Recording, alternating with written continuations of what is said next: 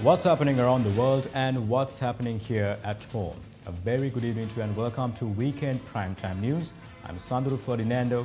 Now, before we get into your stories in detail, let's take a quick look at your headlines. Government decides to suspend issuing vehicle permits for vehicles with effect from midnight.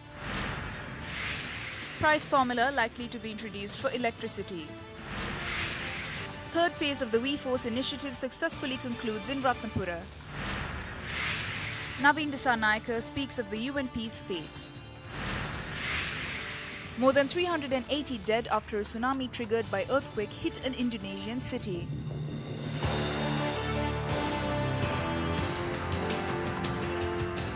The government, in order to ease the pressure on the Sri Lankan rupee, has decided to take several measures temporarily from effective midnight today. Issuing of vehicle permits to members of parliament will be suspended for a period of 1 year. The Ministry of Finance and Mass Media says importation of vehicles for government ministries, departments, statutory boards, state-owned enterprises will be suspended until further notice. Importation of vehicle using the concessionary permits issued to entitled state sector employees will be suspended for 6 months. No letters of credits will be permitted to open based on these permits during this period. Loan-to-value ratio for hybrid vehicles will be revised from 70 to 30 to 50 to 50 basis. The statement goes on to state that importers of all vehicles other than buses, lorries and ambulances will have to keep a 200% cash margin at the time of opening letters of credit.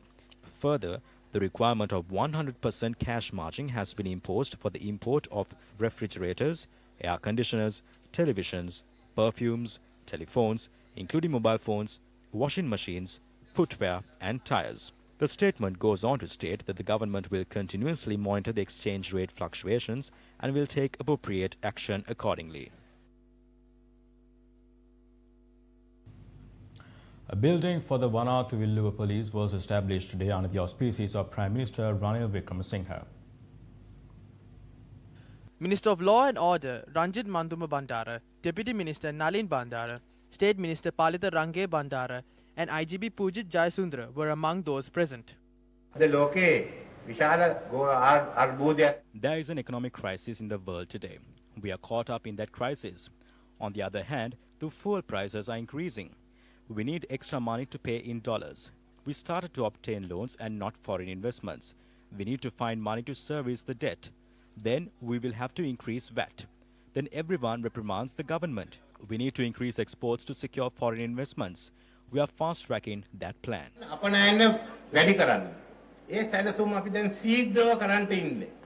However, the Prime Minister made a rather different statement recently. Until now, we were reprimanded. We are on the correct path. This year, I have instructed all to work harder. We have not passed the tough period. We are just at the beginning of that.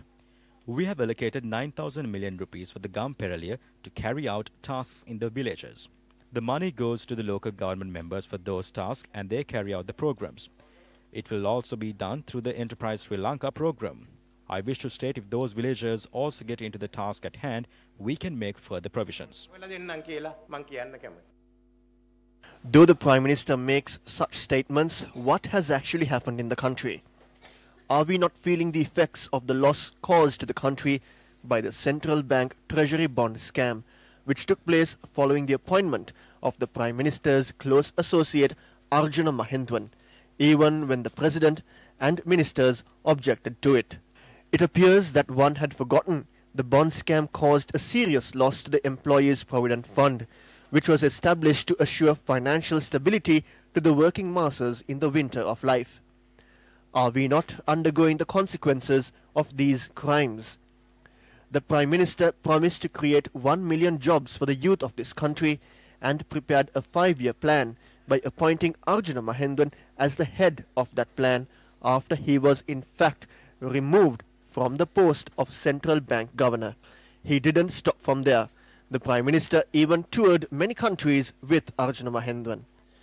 Arjuna Mahendwan became powerful to the level that the path was created to draft a free trade agreement that mainly benefits Singapore. Professionals in the country state Though the FTAs would generate revenue to the country, it has created a situation where the goods and services market of Sri Lanka can be dangerously exploited by other countries. Leave aside the 1 million jobs. The rate of unemployment in Sri Lanka is clearly evident from the number of protests staged by the youth in the Colombo city alone. They promised the country that rogues will be put behind bars. However, what has happened now is they are engaged in businesses with the very people they accused of harboring the Rajapaksa family money in Dubai accounts. The Prime Minister and his close associate Minister Malik Samaravikrama have become close friends with such people under the guise of constructing a large tyre factory in the country. The business, which operated with the intervention of Malik Samaravikrama in Rajagiriya, is now run by these people. They promised to create a better life for the people by bringing back all the money that was stolen. However, what's happening is that they are making a better life for themselves and not for the people. The currency is falling, and according to simple economics, to strengthen the rupee, the country needs an infusion of more dollars. However, via the removal of cess tax, have they not created a situation where local industries would collapse? Does the country need leaders to create policies where goods required by the country are not locally manufactured and are imported for a cheaper price from overseas and distributed for a cheaper price as well? One does not need to repeat of what has happened to the apparel industry of the country, which was once the main source of revenue. As a result of inconsiderate policies taken by the policymakers, the traditional exports of tea, coconut and rubber reached disastrous levels. As a result of decisions taken with no proper study being carried out, countries that used to seek high imports of Sri Lankan traditional exports are now refusing to accept them. Though means of generating revenue have been destroyed, there are many projects taking place where the funds of the country are moving away to other nations. It is no secret the close associates of Minister Malik Samaravikrama were appointed to the director boards of state banks, and loans to the tunes of billions were released to their own companies. In the end, when those companies fail to make the payments of the loans and fall into a crisis situation, is it not the people of this country who will have to bear the losses? Will the economy of the country strengthen when commercial loans at high interest premiums are obtained for the construction of expressways? Commissions are sought from investors which discourage them from investing. Public funds are looted in secret means that are not felt by the people, such as the central bank treasury bond scam. Tax policies are implemented with no scientific basis. Concessionary loans are given to bankrupt companies of close associates, and when associates and relatives are appointed to state-owned enterprises, resulting in serious bankruptcy of those institutions. Will the economy of the country strengthen through such means? Today, the Prime Minister is shamelessly going to villagers and saying that economy has collapsed and requests them to tighten their belts. At the rate the rupee is depreciating, how will the people of this country survive? The Prime Minister is visiting village after village, and we ask if he is walking with his clothes on to the villagers. Moving on to a weather story now. The Akurana town in Kandy has been inundated following heavy rainfall this evening. Now, a heavy downpour that lasted almost the entire in Badulla has resulted on the Baduloya in Halpe reaching spill level. The Department of Meteorology says that due to a low-level atmospheric disturbance in the vicinity of Sri Lanka, prevailing showery condition is likely to continue during the next few days. The department says heavy rainfall above 100 millimeters is likely to take place at some places.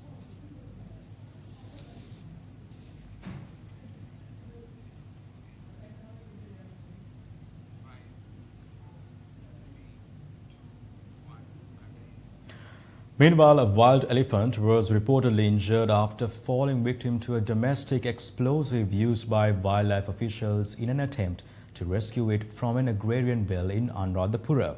Now, locals claim that following the incident which took place recently, wildlife officers made no attempt to locate the administered treatment to the injured pachyderm.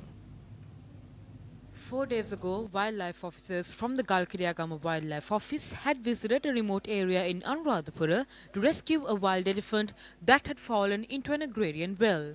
Their actions were recorded by one of the locals evident in this video.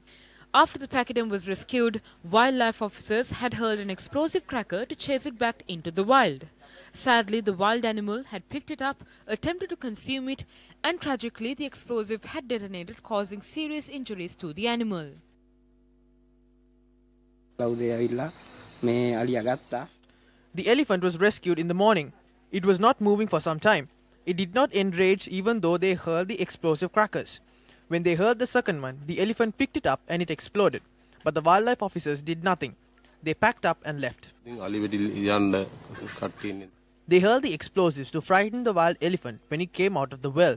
But the elephant picked up the explosive cracker and tried to consume it. Sadly, it exploded. The elephant was bleeding and in pain. But the officers did nothing and left. We faced difficulties because of wild elephants, but we are sad of what happened to this animal. Its trunk was injured and bleeding. It ran off to the jungle after a while. We do not know what happened to the wild elephant after this incident. No other elephants have come here after that. We are not aware of the extent of the injuries and not sure if the authorities did follow up on this. Though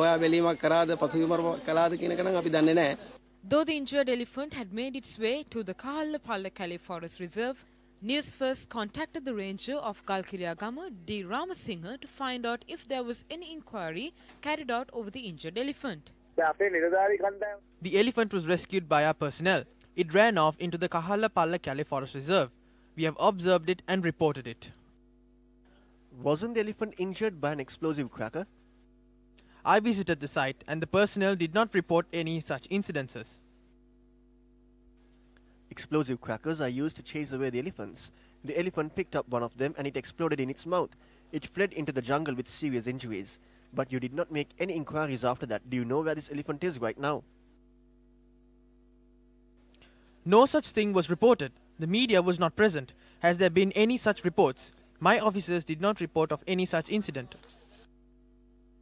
We have footage on this. The elephant attempts to consume the explosive cracker hurled by your officers. Afterward, it explodes and the elephant runs away. We cannot be certain of it if it was the same elephant. It could be some other elephant. We rescue a number of elephants, including very recently an incident where we pulled out 3 of them. If it is the same elephant, it must have come for us because we rescued many elephants. I suggest you watch the footage aired today and then tell us if both elephants are the same. Ranger of the Forest Reserve Office, you claimed no such incident was reported. Have a closer look at this footage. Isn't the wild elephant attempting to consume an explosive cracker?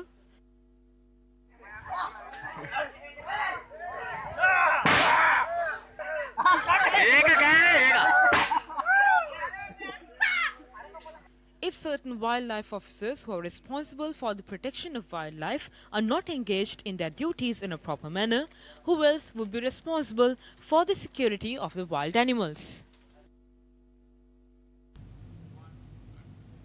Though revenue-generating foreign investments are sought by the country, the attitude showed towards such investments is clear from the delay in approving the high-speed railway project.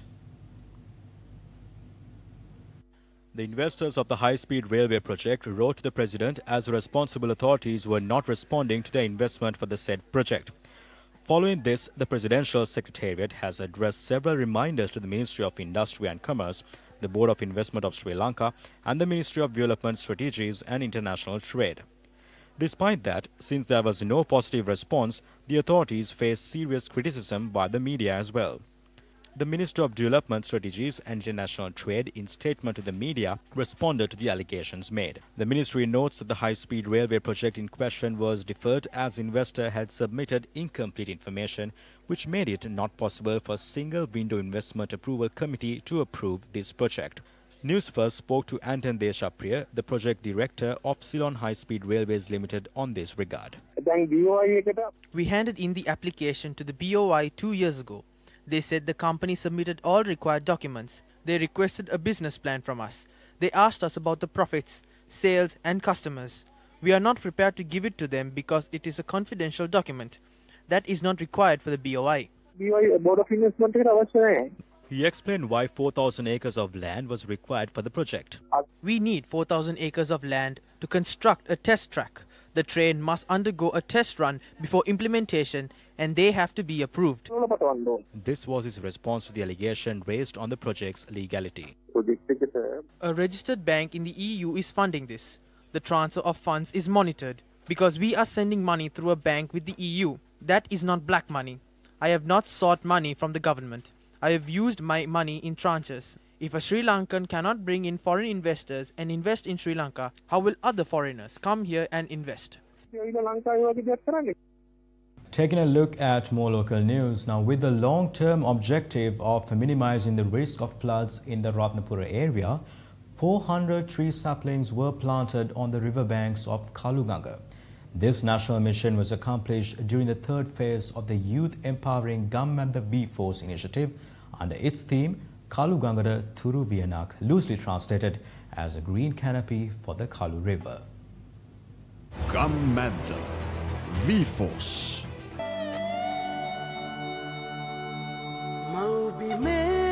With the objective of developing the nation with empowered youth, V-Force commenced its activities this morning from Warkauthura Bridge in Ratnapura. 400 tree saplings were planted from the Warkauthura Bridge along the riverbanks of Kaluganga by 8 separate groups moving towards the upper area of the river. The event was attended by religious leaders, the district secretary of Ratnapura, the divisional secretary and many officials from the police and government sector. A number of national and international organizations joined hands with V-Force while Brandex played an exceptional role.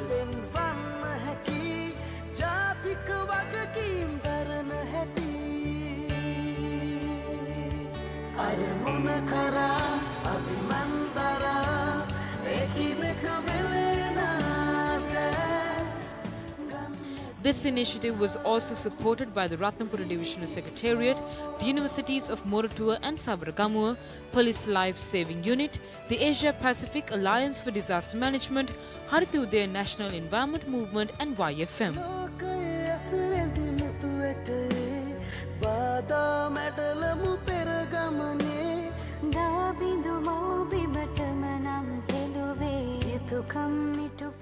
Among those who supported this initiative were the diploma-level students of Maharaja Institute of Management. Traffic police officials also contributed towards this initiative.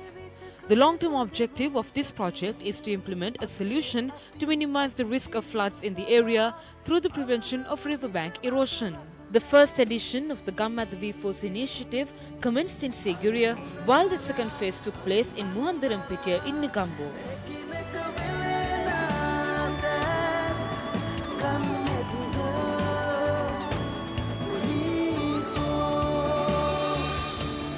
Gammadda V-Force.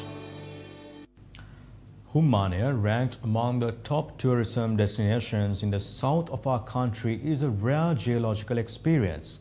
However, pollution caused by people visiting the area have posed a threat on its future.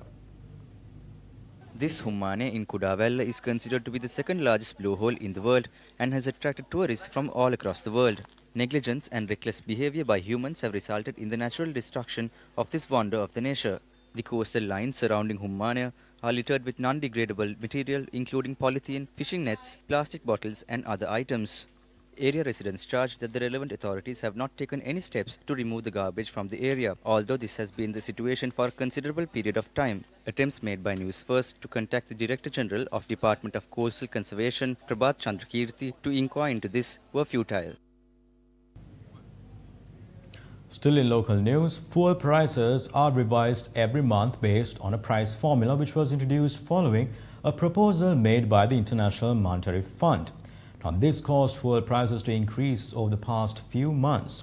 In a statement issued by the IMF, a proposal was made to implement a price formula for electricity as well. The Minister of Finance Mangala Samaravira made these remarks in this regard following an event held in the Buddhist College in Mathura. IMF එක කියන දේවල් නෙමෙයි අපි කරන්නේ We are not doing what IMF wants us to do. The government has been thinking about implementing a price formula for some time now, but we decided against it. We are hoping to appoint a new committee to look into the price formula. This is not a proposal by the IMF. It is a Sri Lankan proposal. The fuel price might increase up to $81 in the future. There's a limit the government can afford. We will not implement a formula immediately, but we will have to do it eventually in 2 years. Now, several months after Sri Lanka approved an automatic pricing formula for fuel, the International Monetary Fund is now calling on the government to implement a similar pricing formula for electricity. Since the fuel price formula was introduced in Sri Lanka, the price of a litre of fuel only increased and did not see any price reduction. In this backdrop, the loss borne by the sale of a litre of petrol and diesel has risen due to the continuing depreciation of the rupee value. The Ceylon Petroleum Corporation earlier said the loss incurred by a litre of petrol is 12 rupees and the loss incurred from the sale of a litre of diesel is 18 rupees. Yesterday, in a statement, the IMF mission commended the successful implementation of the fuel pricing reform and encouraged the introduction of an automatic pricing mechanism for electricity. This is what the general public in Colombo had to say on this latest development. It's increasing a lot. It's going to be a disaster, basically. Like government should need to understand basically what is going on here. Politicians are concentrating on, they are filling their pockets, and people are just being fractured. Remove the people who are right now who are there. Instill people who really want to do something with the country. The national average electricity price is about 17 rupees. The national average electricity cost is about 23 rupees. And with all these actions of the government, electricity costs can only go up. It can never come down even in the next 5 years. Sri Lanka's annual growth rate has been lowered this year and the next in the Asian Development Bank's latest outlook owing to weak investments and exports.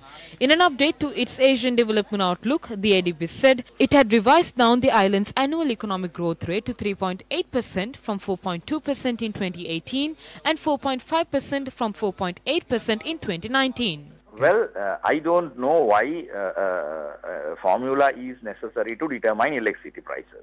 If the government thinks that it has to be based on a formula, just like the so-called fuel price formula, which is not known to the public, I don't think this formula also should be hidden from the public. Why should we be surrendering the poor Sri Lankans' sovereign economic policy determination right to dictates of IMF and World Bank? If a government does that, it is very bad because it is tantamount to government of Sri Lanka. Meanwhile, Commonwealth Secretary General and United Nations Secretary General praised Sri Lanka's progress in strengthening democracy and reconciliation. It's day 6, the final day of the President's visit to New York in line with the 73rd United Nations General Assembly. The President met with the UN Secretary General as well as the Secretary General of the Commonwealth today.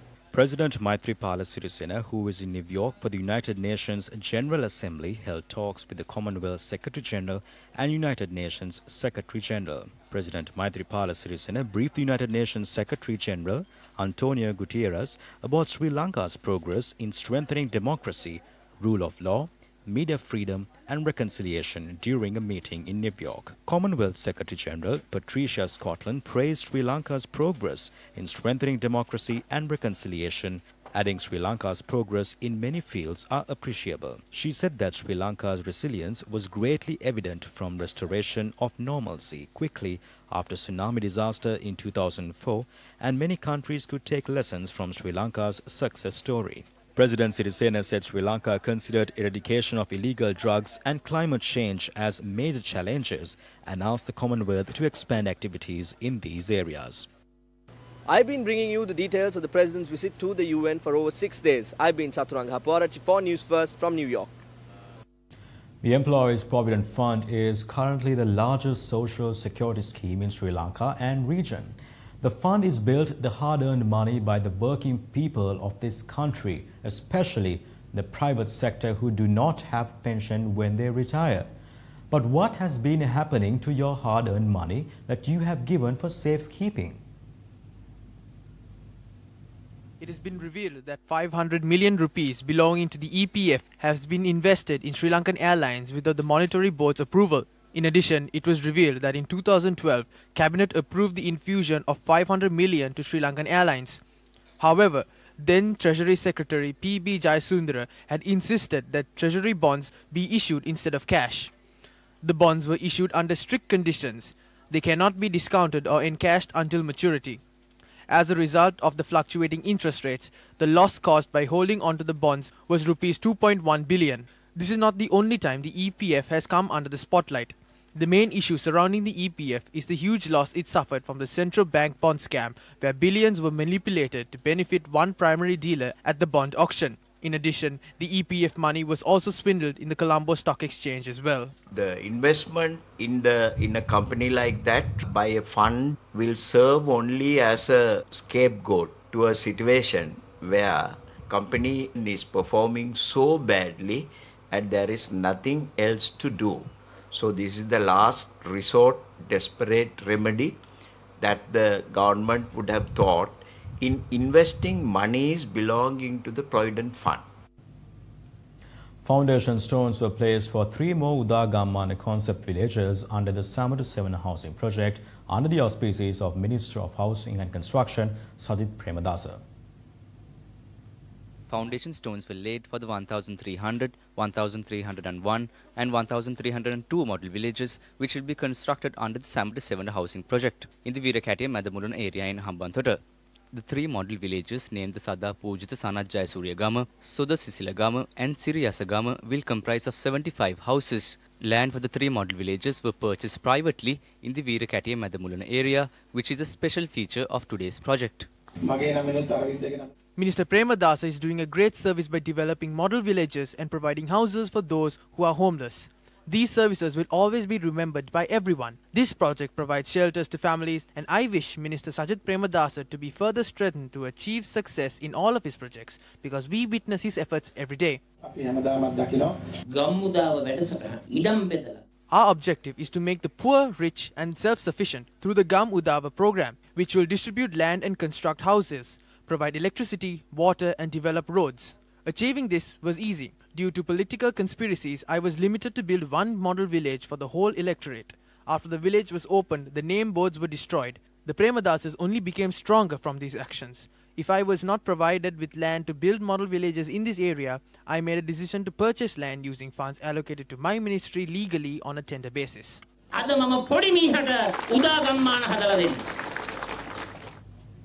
Another edition of the series of seminars on Gamperaldian Posat Ratak organized by the UNP was held in the Warakapula today under the patronage of UNP National Organizer Minister Naveen Dissanayake.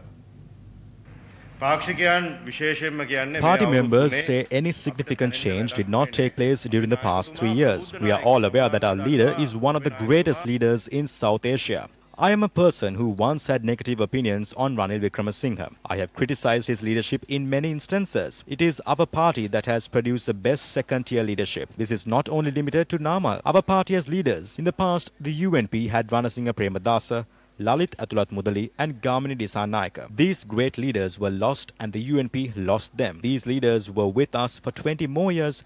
The UNP would never fall to such a negative state. And now in sports news, India retained the Asia Cup with a 3-wicket win off the last ball against a fighting Bangladesh, who were anchored by a maiden 100 from opener Liton Das in Dubai. And with that, we wrap up Primetime News for tonight, but do join us again tomorrow with the very latest. Thanks for joining, take care and good night.